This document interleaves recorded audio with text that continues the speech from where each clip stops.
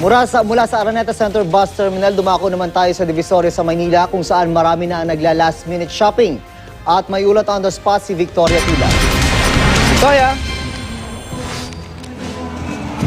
June, talagang napakabilis ng araw at 4 na tulog na lang, Pasko na. Ang mga ninong at ninang present dito sa Divisoria ngayong huling linggo bago magpasko para mag-last minute Christmas shopping ng mga pang-aginaldo.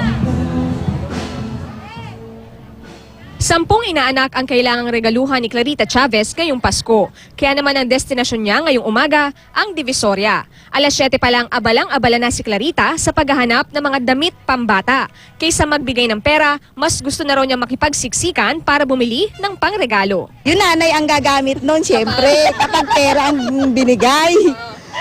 Ito, sigurado yung inaanak ko ang gagamit nito.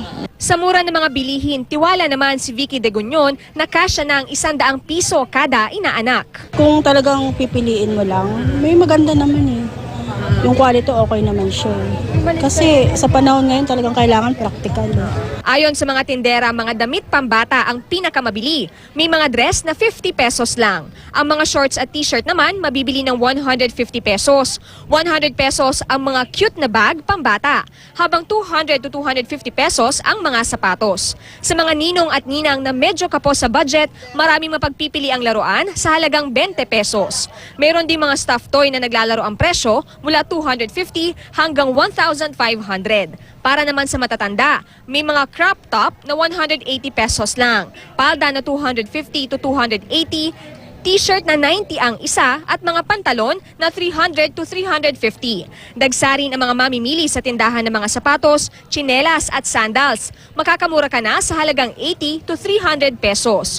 Kung nais pumorma habang namamasko, iba't ibang accessory rin ang siguradong magugustuhan mo. Nagkakahalaga ng 150 to 450 ang mga relo, 180 to 250 naman ang cap, habang 10 piso lang ang headband para sa mga chikiting.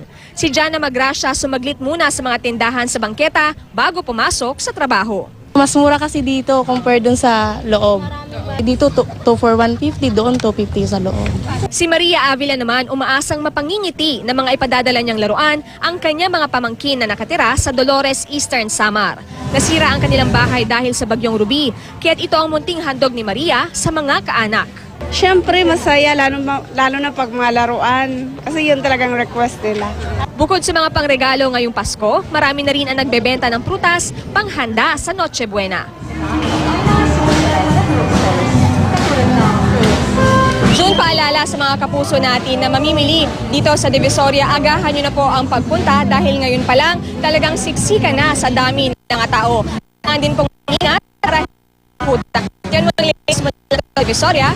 Sa iyo, June. Maraming salamat, Victoria Tulad.